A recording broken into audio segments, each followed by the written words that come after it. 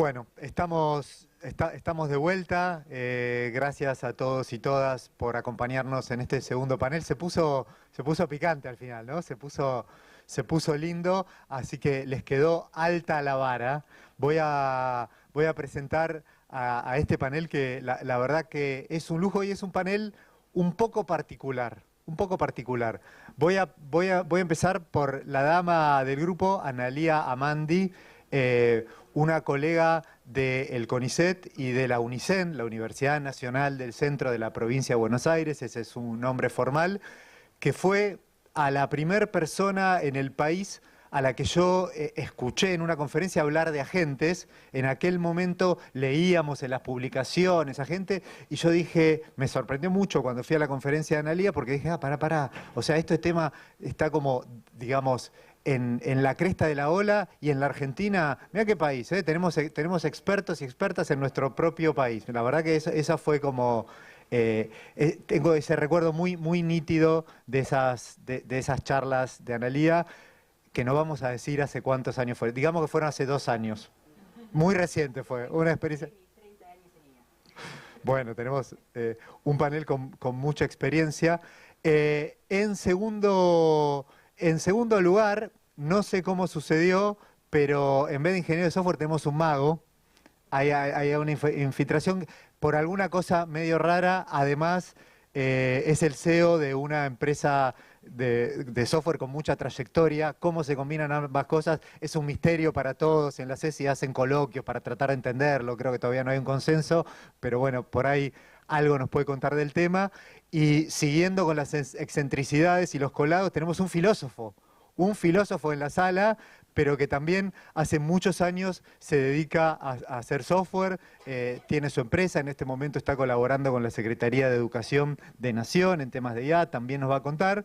Y bueno, en este panel, de alguna manera vamos a hablar como de la otra parte de la ecuación, ¿no? En el primer panel nos preguntábamos ¿qué cambios, cómo había impactado a la ingeniería del software la inteligencia artificial? ¿De qué manera teníamos que ejercer la ingeniería del software para producir sistemas de IA, con IA, basados en IA? Toda una discusión ahí.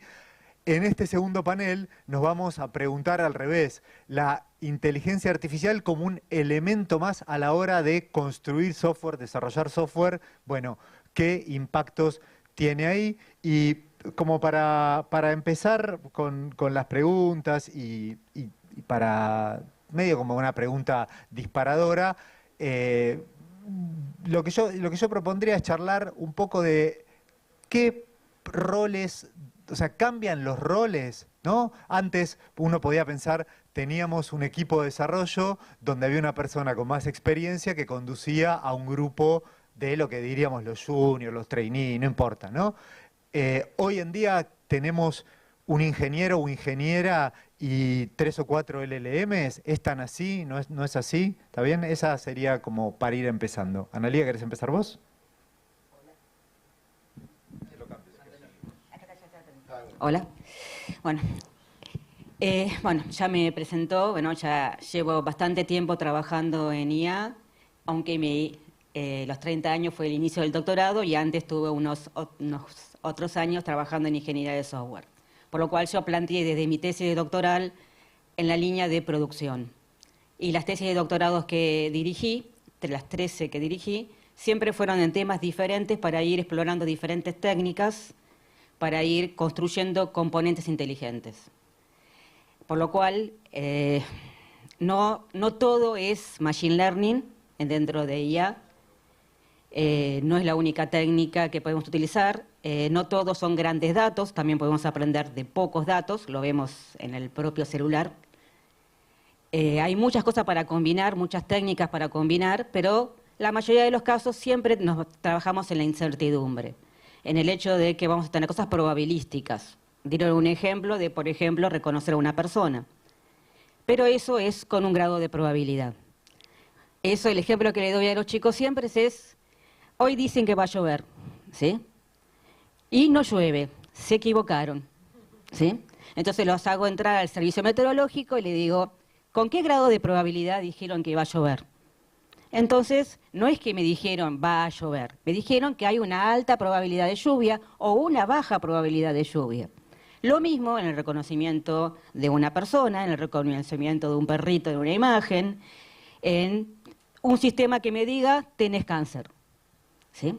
Entonces, en todo eso siempre hay un grado de probabilidad y en los sistemas tenemos que tener en consideración que el usuario tiene que conocer ese grado de probabilidad, ¿sí? Cosa que no siempre conocemos, ¿sí? Como ejemplo, ChatGPT no me dice qué grado de probabilidad me realiza algo con IA generativa, por ejemplo.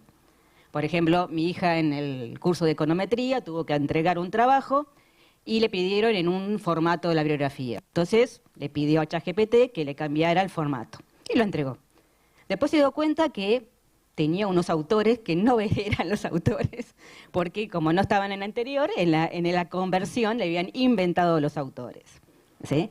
Entonces, lo usé como un ejercicio de la materia de evaluación de sistemas inteligentes para arrancar y le dije, una de las cosas que tenemos que evaluar, y están en la regulación de la Unión Europea, en todo lo que habla de IA responsable, es que una cosa de evaluar un sistema no es solamente los datos de Machine Learning, sino que me diga por qué me hace algo, por qué me dice algo, por qué me decís que tengo cáncer, ¿sí?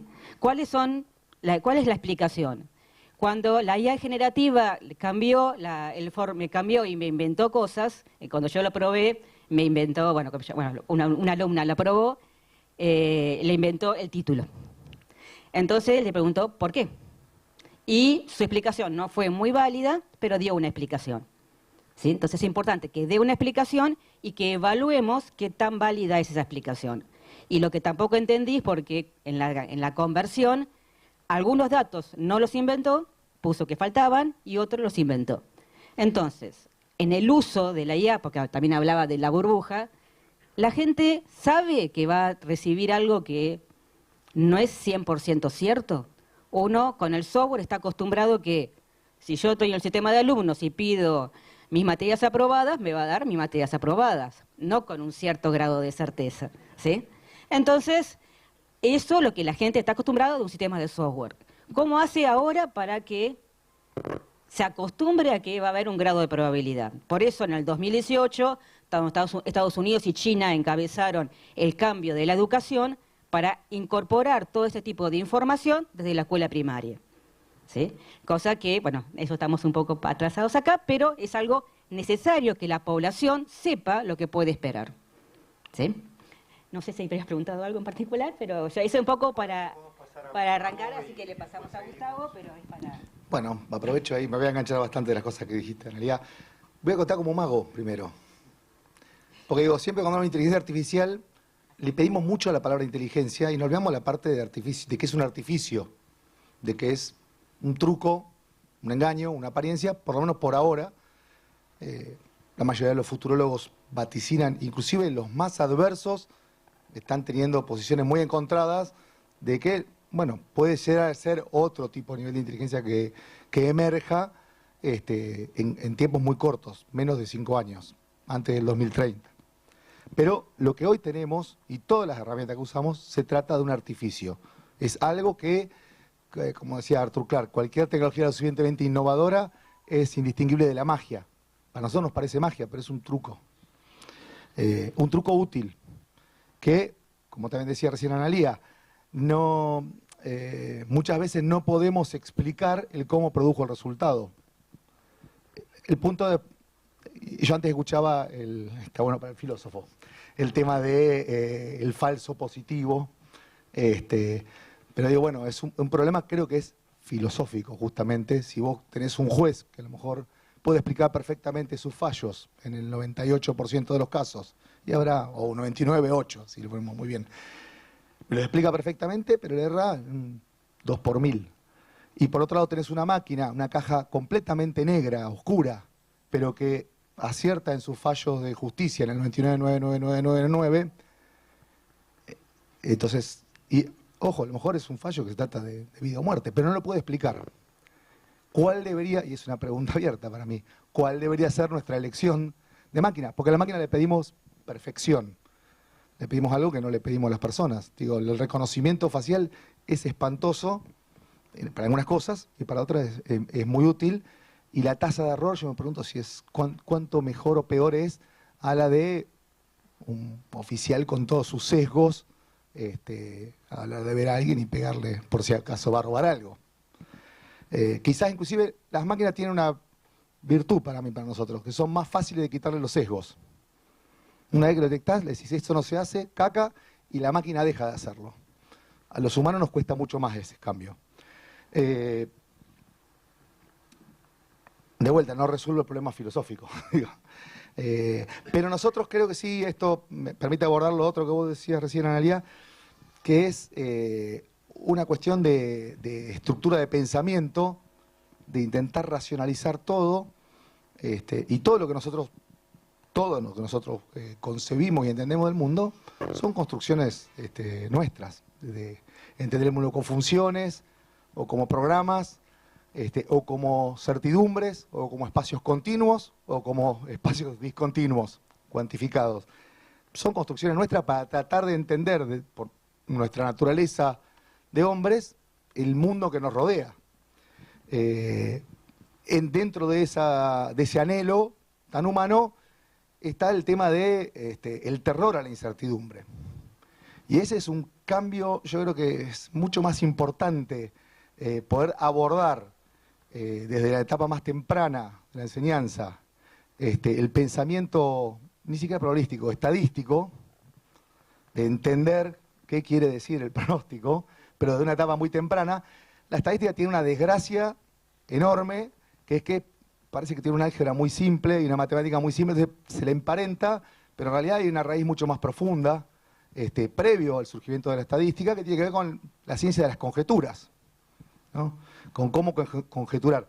Y eso me parece que, ahora tu pregunta, creo que son de las habilidades que hay que desarrollar ya desde más tempranamente para encarar la construcción de software. Hay que desarrollar en los nuevos y en los que estamos, bueno, ¿cómo abordamos la incertidumbre? Entonces, antes de los roles, yo iría a los métodos, porque todavía considero que los procesos ingenieriles tienen, bueno, muestran conocimiento tácito de cosas que han funcionado para resolver determinados problemas, pero al ser algo, la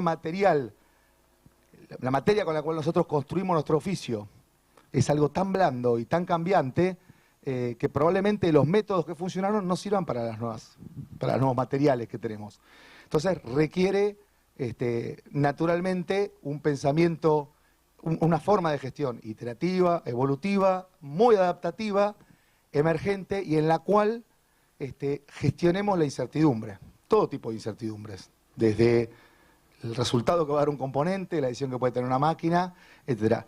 Y finalmente en los últimos años, y ya te doy la palabra, creo que algo está cambiando en el tema de, o sea, hacer machine learning o hacer inteligencia artificial es parecido a hacer software.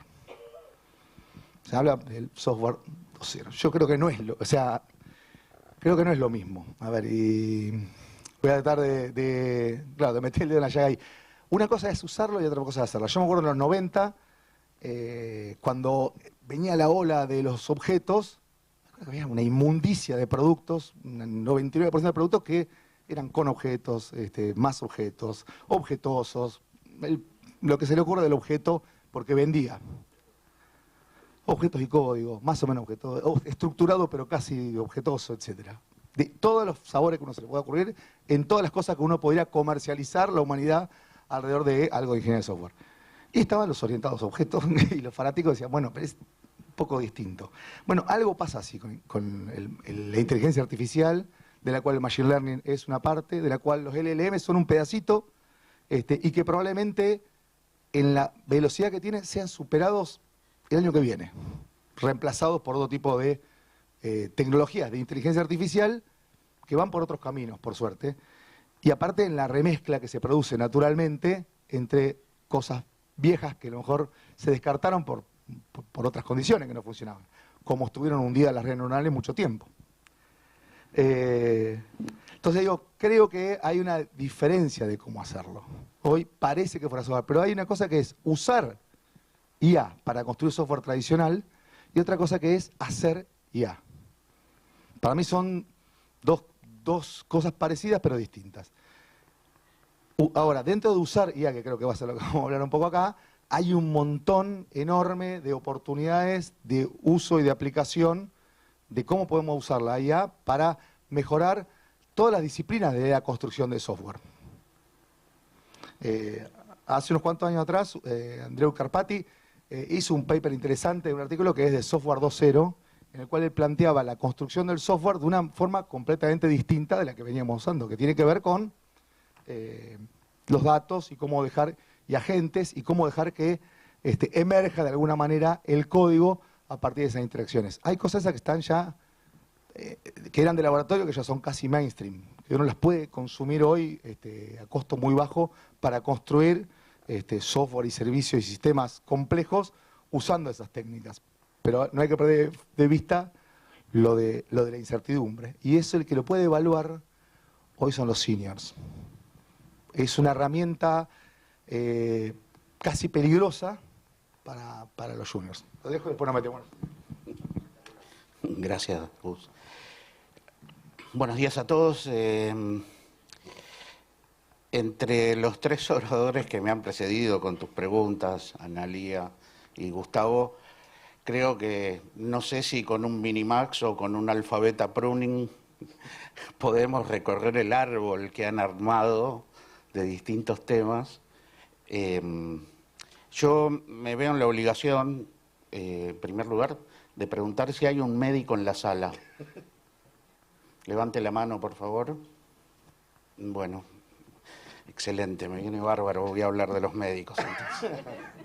Si no, iba a preguntar si hay un abogado, pero bueno, esa ahí tenía más Te probabilidad. recuerdo que es un instituto de ciencias para la salud, así que entraste bueno. seguro, no sé si salís. Cuidado con lo que es. Pero tengo algún médico que se me enoja cuando decimos esto, pero tiene que ver con que la medicina como arte de curar, operativamente no define lo que es la vida, no define lo que es la salud. Nosotros tenemos que hacer pie en esto cuando abordamos algunas de estas cuestiones que hacen al metadominio de la inteligencia artificial. Me parece que en primer lugar esto tiene dos partes, ¿no? Por un lado, al hablar de estos temas, entender que necesitamos en este nuevo verano, que felizmente no es un hype, sino que tiene resultados reales y que nos trae soluciones verticales de negocio de distinto tipo, hacer pie en que, bueno, llegó el momento, después de 70 años, donde la inteligencia artificial está, yo digo, a veces como si aplicáramos algún paradigma de otra ciencia, es como adolescente, ¿no? Si lo comparamos con la física o la química y demás. Y es un adolescente que en sábado a la noche en este momento, ustedes vieron que se produce y parece 10 años más. Pero necesitamos tener en cuenta que hay sí una comunicación y una narrativa que le agrega tanto la demanda de exactitud que no tiene, como algunos temores que son más de Hollywood que de los actores reales de la industria. Y por eso, por un lado, tenemos esta doble obligación, trabajar en la narrativa general, que viene con mucha carga de divulgación incorrecta y de más media que repiten abreviando o sintetizando la divulgación incorrecta, lo cual incluye, por ejemplo, al amigo Harari, en su último Nexus, que cita a Kurzweil, como si Kurzweil hubiera dado teorías exactas sobre la inteligencia artificial cuando son aspiracionales de un grupo como Tegmark, no vamos a hacer más nombres por las dudas, esto está grabado, ¿no? Bien. Pero con relación a esto entonces, por un lado me parece que algunas de las cuestiones que se mencionaron sobre estas posibilidades de automatización de ciertos procesos de DevOps nos dan la posibilidad de repensar en este circuito si podemos, desde un punto de vista de la formación, ahí entro más en lo educativo que quizás se planteó, tanto de nuestro People and Culture, ir por esta formación meta inteligencia artificial que nos hace falta. No solo para aprender cuestiones del dominio de aplicación, eso lo venimos haciendo. Un product manager hace eso, articula, conociendo el dominio donde aplica y la tecnología que su equipo produce. Estamos hablando de un poquitito más porque la IA nos pone mayor desafío. Y en ese sentido, también, más allá de poder incluir esto como una formación necesaria en nuestros equipos, complementaria de lo que podría llamarse una epistemología de esta ciencia de la computación, que tiene un desacuerdo enorme sobre qué entra y no entra en IA. Algunos de nosotros pensamos que el procesamiento avanzado de señales no entra, ¿no? Porque si tuviéramos que citar a Minsky, diríamos, no se necesita la inteligencia humana para hacer esa tarea, ¿sí? Entonces, hay todavía en esta inmadurez discusiones internas que nos debemos, cambio de narrativa, complementación educativa desde formación in company y de lo que tenemos que cambiar en nuestros planes curriculares, ¿no? Hemos pendulado. Con Gustavo hace 15 años conversábamos sobre las carreras STEM en Argentina. Teníamos 1% de los ingresantes recibidos en el tiempo nominal, 10% de egresados en 10 años de una carrera STEM. Se ha trabajado muchísimo en eso, se convirtieron planes de estudio, se redujeron de 6 a 5 años, de 5 a 4, tenemos tecnicaturas, tenemos diplomaturas, pero bienvenida la inteligencia artificial generativa, nos cambió todo el libreto. Ahora, mucho de eso que introdujimos, quitando contenido meta ya, no quiero decir humanístico porque a veces suena feo, pero viene por ese lado, ahora se hace más necesario, porque la otra parte se viene automatizando y seguro lo pueden explicar mejor que yo. Entonces, en este pendular me parece que bienvenida la IA generativa que nos permite ir hacia un justo centro, en donde retomemos parte de los contenidos que en algún momento nos parecían que sobraban y dificultaban que en cierto sentido la academia se subordinara a lo que necesitaba el mercado, cuando en realidad el triángulo de Sábato es que trabajemos juntos, gobierno, academia e industria, economía del conocimiento, en estos tres actores. Y por otro lado, para completar por donde comenzamos, ustedes leen los diarios o no sé, Meta les hace el resumen de noticias, pero en cualquiera de los casos saben que tenemos un desastre en alfabetización. No es propio solo de la Argentina, somos emergentes de lo que parecería ser un mundo cada vez más aliterario en general, y nos preguntamos si esta herramienta va a ser una herramienta de igualación equitativa para resolver esto. Y venimos con Fernando de Uruguay, donde nos han hablado mucho de cómo el pensamiento computacional se enseña en la escuela primaria para que los chicos puedan interactuar con dispositivos de inteligencia artificial con una mejor comprensión de que hay ausencia semántica en el proceso y que solo existe si se pone en el proceso inicial y se repone con la interpretación del usuario. En el medio, el truco, en el medio las redes bayesianas, ¿sí? Necesitamos trabajar esto, pero venimos de muy atrás. Hoy el único planteo fundamental en la Secretaría de Educación es alfabetización. Alfabetización porque es la base de que estos 4 de cada 10 chicos no comprenden cuando ingresan en el secundario y 7 de cada 10 no terminan leyendo bien al finalizar el primario. Entonces, ¿cómo hablamos de inteligencia artificial? La inteligencia artificial de pronto nos da una oportunidad de llegar con algún modo de personalización de este acompañamiento necesario, y en eso estamos trabajando, pero no al viejo modo. Si nosotros no cambiamos el paradigma de la educación enciclopédica, ilustrada, memorística, y le agregamos esta herramienta, va a ser lo mismo. Va a ser una herramienta no del apocalipsis de Harari, sino de nuestra implosión intelectual.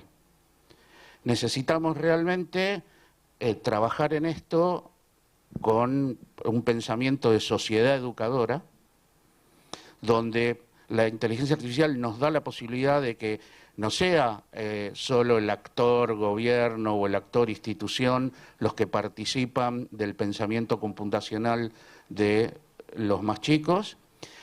Y después, lo que quedó pendiente de antes, y lo dejo todavía en pendiente, sobre algunas cuestiones de regulación y demás, dentro de un contexto de innovación responsable, pero que para esto es muy necesario. Si nosotros no resolvemos, de lo que decía Gustavo, la explicabilidad, contrasabilidad de por qué estamos presentando esta probabilística, no funciona.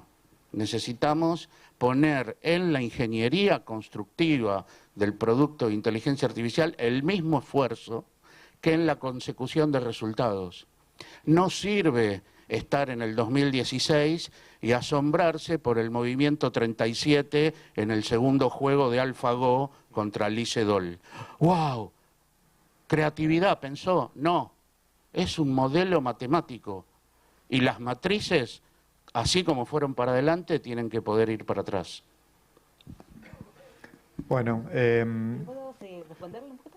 sí, déjame aprovechar y meto 2 o 3 comentarios. El primero va a ser un chivo descarado. Mencionaste lo que está haciendo el Plan Ceibal en Uruguay con esta alfabetización computacional. Bueno, con mucho orgullo les cuento, para los que no lo sepan, que detrás de esas secuencias didácticas y del entrenamiento de los docentes que enseñan clases en Uruguay se encuentra el equipo de la Fundación Sadowski. Nosotros somos el partner de Ceibal en pensamiento computacional, una tarea que llevamos adelante hace algo así como 8 años con mucho orgullo. También se mencionó, me olvidé de mencionarlo antes, la necesidad de capacitar en temas específicos de inteligencia artificial a los equipos dentro de las empresas. Quien esté interesado, la Fundación Sadowski tiene toda una oferta de cursos especializados. Nosotros ahí no nos ocupamos del curso entry level, sino al revés, digamos. Tenemos un montón de oferta curricular pensada para los equipos que ya trabajan en estos temas, pero necesitan entender el estado del arte, necesitan dar ese paso para ser competitivos al máximo nivel. Bueno, tenemos cursos para ofrecerles, perdón, no podía dejar de pasar el chivo. Ustedes saben cómo es este juego. Ustedes responden de lo que quieran, pero yo trato de llevarlos para la consigna. Es así.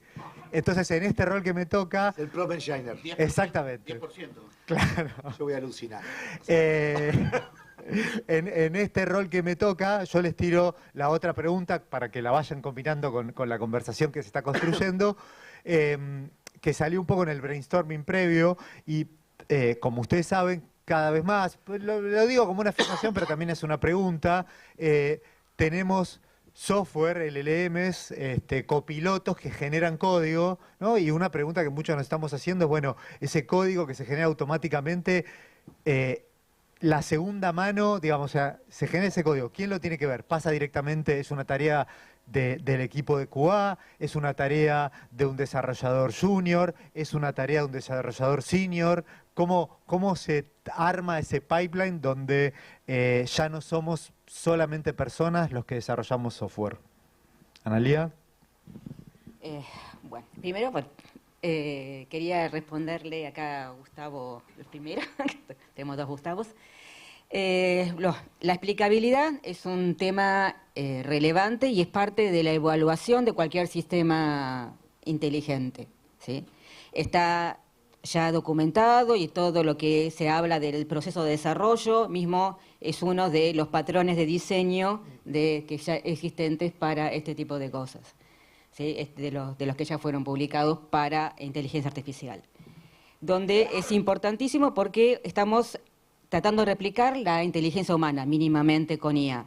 El ejemplo que siempre programamos con los chicos en las materias es, por ejemplo, tener un chatbot, digamos, que se convierte en agente inteligente, porque no solamente dialoga, sino que tiene la característica de un agente, como sería un softbot, o un robot si fuera físico, digamos, de un repositor de una persona que trabaja en comprar a las fábricas o a los mayoristas las cosas que faltan en el mercado. ¿Sí? Eso surgió en el 2020 cuando vi que Walmart en Estados Unidos tenía un robotito para detectar qué le faltaba de mercaderías en las góndolas. Dijimos, vamos a hacer uno para que trabaje y diga, va a hacer las compras. Entonces diga, falta 10 cajas de chocolates, bueno, vamos a ver dónde las compramos. Entonces ese agente se va a comunicar con los mayoristas. Pero imaginemos que el mayorista también tiene un agente. Entonces se va a comunicar con otro agente y van a negociar entre ellos la compra de las cajas de chocolate. Entonces de pronto le llegan al supermercado 12 cajas de chocolate. Entonces, ¿qué hace el gerente? ¿Qué le dice qué le diría si hubiera sido un humano y no un bot? ¿Por qué llegaron 12 si necesitábamos 10? Entonces el humano le podría decir, me la dieron al precio de 10 y bueno, ya tenemos 2 más que tienen una fecha de vencimiento que nos permite tenerlas en el mercado. Pero si yo no le puedo preguntar eso al bot, no me sirve. Porque me van a llegar cosas y voy a comprar cosas y no saber de dónde surgieron. Y a su vez también trabajamos en el hecho de la interacción entre el lenguaje natural en diferentes agentes, ¿sí? Entonces, pero la explicabilidad es necesaria en muchos sistemas. Y también les di un ejemplo para que no todo es machine learning, ¿sí? La mayoría de los sistemas que están ahora, más que nada en argentino que estoy escuchando, es de agarrar y entrenar algo para que me prediga algo, ¿sí? Pero podemos hacer mucho más y en el mercado internacional ya hay mucho más, ¿sí? Y hace rato, digamos. Digamos que hace rato que le estoy dando siempre a los chicos ejemplos de lo que hay afuera para que traten de ver donde ellos también pretenden trabajar, digamos. Entonces, la explicabilidad es necesaria. Y esos agentes, a su vez, tienen que pensar y tienen que decidir si compro en este mayorista o en otro mayorista. Y ese pensamiento, ¿de dónde viene? IA, si vamos a los artículos más viejos, van a ver que IA es interdisciplinaria. IA no es de ciencia de la computación. Por lo cual, este año justo incluí unos libros de filosofía dentro de mi curso de agentes. Los chicos no se enteraron, se van a enterar ahora, donde estuvimos viendo qué es el pensamiento y cómo desglosarlo y cómo lo programamos. Porque para ellos yo les daba los conceptos, leídos en un libro de filosofía, y ellos vieran cómo hacían para construir componentes de software a partir de esos conceptos del pensamiento. ¿Para qué? Para que ese agente pueda pensar mejor, porque solamente va a tener que tomar una decisión. Y ese pensamiento tenemos que desglosarlo, convertirlos en componentes, ¿sí? Entonces, eso por ejemplo, por eso también quería ver la parte de que es todo interdisciplinario y ayuda a ese pensamiento a los chicos mucho de lo que hago es enseñarles a pensar. ¿Sí? Es mucho de los cursos, a veces no es tanto lo técnico que lo puedes conseguir en cualquier curso de Google o de cualquier empresa, sino que enseñarles a pensar porque van a tener que transmitir eso en el propio agente. Y si ellos transmiten sus propios sesgos cognitivos a la gente, va a ser un robot que se comporta realmente como un humano con esos sesgos cognitivos, ¿sí? Entonces hay mucho para... ¿Todos vieron Roger Rabbit? Sí. Claro. ¿Sí? ¿Se acuerdan cuando le hacen? Es que no se puede contener en completarlo. Bueno, yo solo, el micrófono le pertenece a Gustavo, pero solo necesito hacer nota al pie, ¿puede ser? Que es, imitan los resultados de la inteligencia humana, no el proceso, ¿sí? Es decir, nosotros estamos haciendo un uso analógico de los términos en la tecnología digital, pero es analogía. Es decir, cuando nosotros decimos máquinas que aprenden, no están aprendiendo porque no conocen. Para aprender se necesita conocer. Y para conocer hay que tener percepción e imaginación. Y aquí lo que hay es cálculo. Entonces, solo el wording, entiendo que todo funciona perfecto, igual como lo describe la colega. Nada más que me parece importante en esta cuestión insistir con el wording, con la terminología de que nuestros padres fundadores, McCarthy y compañía en el 56, y todo el desarrollo posterior, ha hecho una ambigüedad de los términos en donde a veces hablaban de, primero el término fue máquinas inteligentes, ¿no? En los 50, pre-Dartmouth fue así. Yo estudié en California, me doctoré en inteligencia artificial en los 90, cuando todo era Lisp, y seguíamos o a Russell o a Winston, digamos, que eran nuestros dos.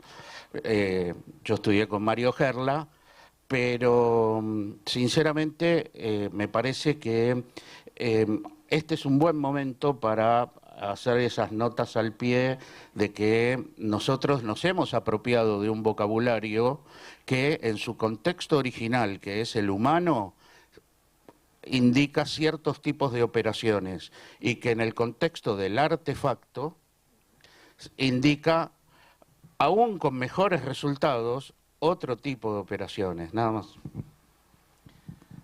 Bueno, déjame alucinar ahora, y nada más. Después pedir la otra.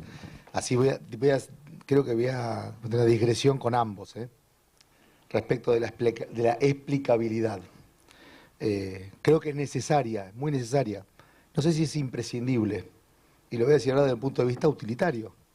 Digo, si vos tenés una máquina que puede salvar vidas de chicos, con mucho más eficiencia que un médico que lo puede explicar cómo la salva, y la máquina no entendés cómo la salva, pero lo salva, y yo quizás voy a elegir, si soy papá, no tengo duda de que voy a elegir esa herramienta, aunque no pueda explicar. Pero por otro lado, los seres humanos, bueno, por suerte somos todos diversos y distintos, pero no pensamos todos de la misma manera, pero ni siquiera, Gustavo piensa todo el tiempo de la misma manera, ni yo, ni Analía, ni ninguno de los que estamos acá. Pensamos de maneras distintas. Mal ejemplo, mala combinación. Estamos eso porque nos clusterizaste. Digo, entonces, cuando uno mira el comportamiento de un experto muchas veces actúa primero y eventualmente después explica. El mejor ejemplo son todos los libros de estrategia, que explican por qué le funcionó. Pero si en realidad uno mira por qué ocurrieron las cosas que se tomaron, fue mucho más emocional, impulsivo, good feeling, digamos, por la panza.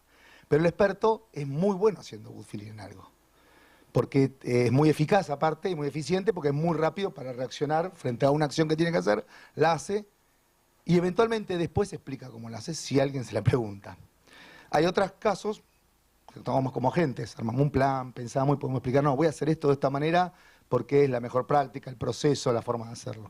Entonces, le quito yo un poquito de importancia a la explicabilidad como algo imprescindible. Es muy útil, es necesario, depende de la función que uno quiera optimizar o minimizar si fuera el caso del riesgo. Sí, estoy de acuerdo con vos. Bueno, mejor. Porque hay cosas que... que estoy de acuerdo con vos porque... Con el del supermercado hace falta que me lo explique porque si no me están llegando cosas y no sé qué pasa. Si tengo uno que me predice una enfermedad y al médico, y le llega al médico, y el médico dice, es probable con un 70% de probabilidad de que tenga cáncer. obviamente no se lo voy a decir al paciente, sino voy, y el sistema no me permite explicar, ¿sí? Porque ahí tiene alguna de las técnicas que son más complejas para conseguir la explicación, entonces el médico va a empezar a buscar a ver de dónde salió eso, y a partir de ahí, pero le da un indicio. Ponerle que tenga una enfermedad súper rara que el médico ni la pensó, ¿sí? Entonces te dice, es probable que tenga esto. Entonces empezás a buscar, ¿sí? ¿Lo vieron alguna vez a Maradona tratando de explicar cómo patear un córner y poner en el ángulo? Es el ejemplo para mí hermoso. Dice, oh, le pegas con 3 dedos así de chanfle y va a ver que la pelota se... y entra él. Claro, eso es lo que él, todo lo que él entendía de eso. Lo que no se veía atrás es que había pateado 155.000 billones de jugadas y de alguna manera, voy a hacer una analogía, pero me sirve entenderla, como decía Hofstadter, que justamente él había aprendido por refuerzo cómo le pegaba y no sabía qué músculo estaba entrenando en cada vez, pero su dataset en realidad fueron partidas. Y digo, a mí me gusta mucho esa idea de, me ayuda por lo menos a entender cómo funciona el experto, que no todos son expertos, pero digo, me gusta esa manera de, el juego de datos en realidad es el cómputo, es la computación. Con lo que vos decías, viste, del cálculo, acá mejor no hay cuentas, hay ensayo de error, ensayo de error, ensayo de error, y minimizar esa función de error naturalmente. Dale. Bueno, para comprobar ensayo-error estás usando un algoritmo de ajuste. De alguna forma, sea un bucle de histéresis que buscamos que normalice el resultado o algo más heurístico. Pero iba a lo anterior, que me parece el mejor ejemplo. Todos nosotros, los que conducimos, en mi caso mal, pero llegué en moto, hacemos un finito, ¿sí? ¿Sabemos que pasamos o no pasamos? Si nos preguntamos cuánto mide ese lugar, no lo sabemos. La autocepción o la percepción de esa espacialidad nos permite disparar un mecanismo, digamos, del proceso neuronal que paso o no paso. Nosotros sabemos que no podemos trasladar esto sin cuantificación a un modelo que justamente por ser un modelo no es la realidad, sino que al modelarla la tiene que reducir, formalizar y calcular o operativizar de alguna forma. Por eso perdemos al ajedrez. Digamos, el que juega al ajedrez como juegan las máquinas no es ni siquiera principiante. O sea, si yo hago esto, entonces va a ser lo otro, entonces va a ser lo otro. Ese árbol de decisión es dificilísimo de llevar. Los grandes maestros viven la espacialidad del tablero y toman decisiones como si tuvieran que hacer un finito con el auto. Cuando nosotros modelamos el juego y asignamos valores a las casillas, valores a las piezas, estrategias y todo eso, es lo mismo que cuando hacemos el auto de conducción autónoma. O sea, estamos imitando un proceso real a través de un modelo formal que necesita operar de otra forma. Y tenemos que ser conscientes de que ahí intervienen otras limitaciones. Vos hablaste de los sesgos personales antes, o nombraste la intuición del experto, que me parece que es así y que la emocionalidad nosotros sabemos que interviene. Pero, por otro lado, al menos conocidos, tenemos 3 estatutos de limitación enormes para cualquier sistema que nosotros formalicemos, que es la incompletitud, la indecibilidad y el problema de la inercia del sentido, que están académicamente desarrollados y divulgatoriamente cancelados. ¿Quién habla de esto como el problema más profundo? Pero bueno, es justamente porque el proceso es distinto. Buenísimo.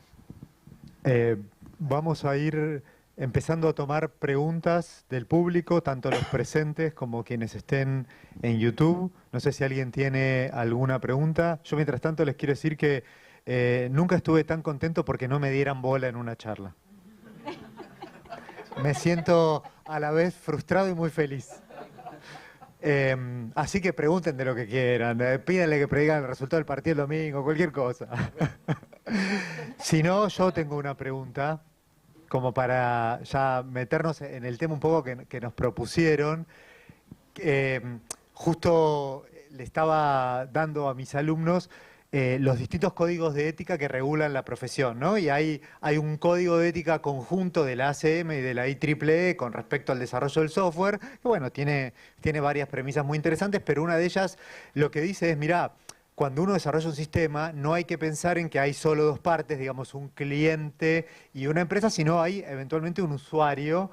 Y me preguntaba cómo se combina eso con lo de la explicabilidad, ¿no? Y además, digamos, desde nuestro rol de desarrolladores, tratar de ofrecerle la mejor solución a nuestro cliente, pero sin desviarnos de que, bueno, nuestra responsabilidad ciudadana también involucra al usuario que está del otro lado.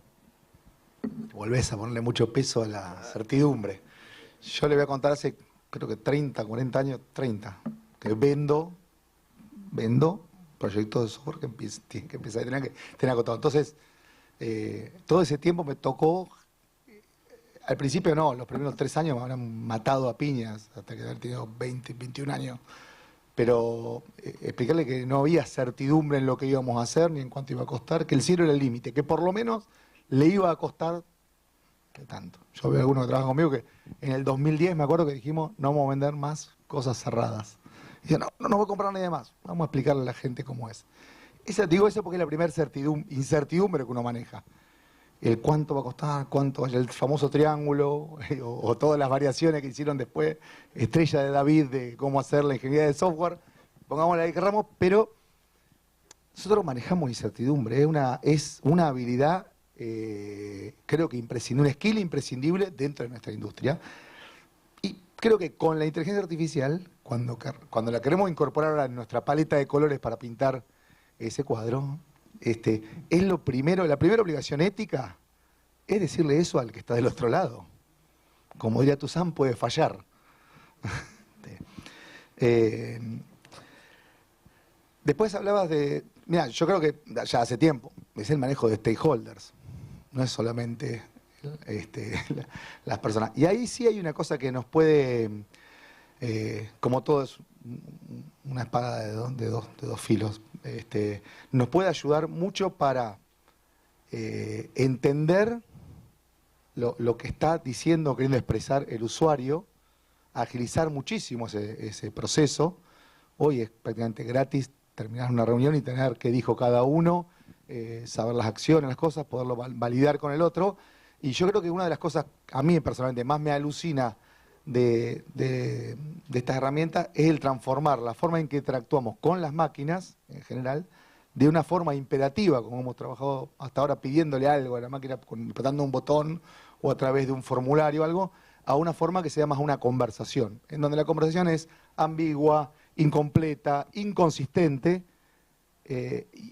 pero nosotros los humanos, cuando estamos interactuando en una conversación, nos ocupamos de desambiguarla, completarla y demás, o si no lo hacemos, bueno, asumiremos las consecuencias.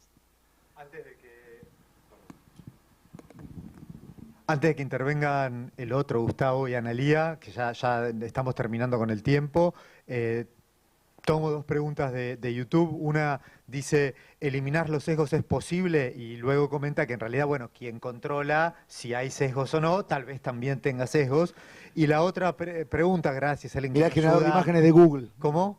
El problemita que tuvo Google con su generador de imágenes. Claro. Bueno, y acá alguien que me ayuda a tratar de volver a traer el tema original, lo que pregunta es si uno debería reentrenar un LLM que genera código con las fuentes de su propia empresa. Les pido, por favor, que nos tomemos 5 minutos entre los dos para terminar, así ya pasamos al almuerzo. Tengan en cuenta que no hay nada peor que gente con hambre. Bueno, la última pregunta era cómo... Entrenar un LLM. Si yo quiero usar un LLM para que genere código, si tengo que reentrenarlo con las fuentes que genera mi propia organización. Si eso tiene sentido, si es una buena práctica. Toda la parte generativa implica, bueno, que tenés que reentrenarlo si querés aprender y crees que tus prácticas son buenas, digamos, obviamente, para poder ayudarlo en la generación. Porque solo va a utilizar con aquellas cosas que fueron entrenadas, como lo vemos hoy en día, si utilizamos, ¿sí? ChatGPT va a responder en función de lo que ha aprendido. Hay cosas que no responde porque no las conoce, ¿sí? Es algo que, bueno, la gente en general lo ha probado mucho, que es la que les pregunto, con cosas que no sabía, por lo cual están contentas porque le responde algo. Pero si lo probas con cosas que sí conoces y algunas cosas que no están entrenadas, te encontrarás con otro tipo de respuestas, ¿sí? Por lo cual es algo, digamos, que es algo que resulta útil, pero tenemos que conocer el contexto, o sea, esa incertidumbre. O sea, ¿qué podemos hacer con un sistema? Dentro de lo que decían, el diseño de un producto inteligente implica que el usuario debe conocer las limitaciones, qué se puede hacer y qué no. Y el ingeniero también. Por eso a mí me lleva mucho tiempo, con muchas materias, trabajar en diferentes aspectos de la IA para que un ingeniero de software pueda ayudar en diseñar un producto. Si no sabes qué cosas se pueden hacer. Si ni siquiera el ingeniero lo sabe, menos el cliente.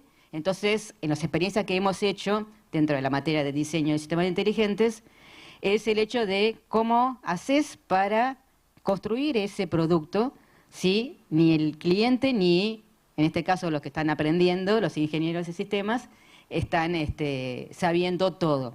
Entonces, mismo a mí me cuesta decir, bueno, agarrar para otro lado, porque esto sí se puede hacer, qué se puede hacer y qué no se puede hacer. Por eso es tan necesaria la educación de la gente en general. O sea, no solamente la primaria, porque eso es educar para el futuro, sino educar a los que están ahora en el mercado. Al cliente, ¿qué quiere un producto inteligente? ¿Sí? Empezamos haciendo el sistema de alumnos, la primera vez que dicté la materia, inteligente. ¿Qué dijeron? Mismo la gente de software, usemos ChatGPT, pero ¿para qué? No se sabían para qué. Entonces, había muchas cosas que se podían hacer, pero no lo saben. A partir de ahí arranquemos para poder trabajar y poder construir. Realmente se pueden hacer muchas cosas hoy en día y hay muchas cosas en el mercado internacional que realmente es importante que lleguen a Argentina y hay mucha tarea en la educación. Le quiero bajar un poquito el hype a los LLM, porque estamos hablando de eso como fuera lo único, si bien hemos hecho el esfuerzo de tratar de salir, pero es lo que está en los diarios todos los días. Y me parece que los aportes más interesantes para el tema de ingeniería de software van a venir por otro lado. Pero aparte, no es que lo digo yo, dice, los que tienen la manija, ni siquiera no sé si son los que tienen la manija lo dicen. O sea, cuando ustedes ven Sam Altman, que vive de esto hoy, de los LLM, pero dice, no, el próximo modelo probablemente sea muy caro, pero no le vamos a hacer una pregunta que va a tardar un instante en contestarla, sino que vamos a hacer una pregunta como le haríamos, a mí me hace acordar mucho al 42, a la respuesta. Vamos a hacer una pregunta muy complicada, pero vamos a venir en 2 semanas a ver qué respuesta nos da. 42, es la que yo tengo. Pero, y esa es una muy interesante. Por otro lado, hoy tenemos, hay cosas que no se pueden, hay problemas básicos que, porque no garpan o por lo que sea, nos están encarando, y se están encarando con inteligencia artificial, desde el diseño de microchips a los diseños de las propias redes neuronales, los diseños de las arquitecturas o la corrección de errores. La mayoría de los editores nuevísimos, si bien no hacen verificación hoy, pero bueno, hacen muy bien, muy eficientemente algo que es los code smells, de decir, che, acá hay algo que está feo. Entonces, a ojo de el ingeniero de software, dice, uy, pará, si encima vemos que probablemente por la automatización, la simplificación, muchos de los chicos que programan hoy profesionalmente se olvidaron de lo que podía ser la concurrencia o el orden de un algoritmo, lo que sea, porque les quedó lejísimo, pero después, claro, al usar cosas sin saber lo que está abajo, explota. Y por lo menos puede tirar una soga de auxilio en mejorar la calidad del código. En primer momento la joroba. Bueno, y voy a lo otro que dijiste vos, que es lo de la decibilidad.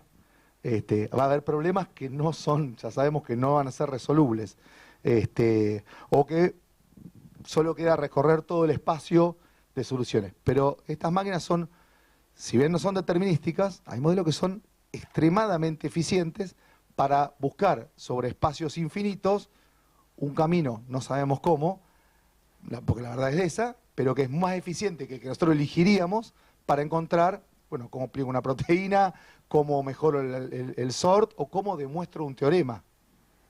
Nada, eso digo, para que pensemos en otras cosas. Bueno, les agradecemos a los panelistas por la interesante charla. Vamos a aplaudir.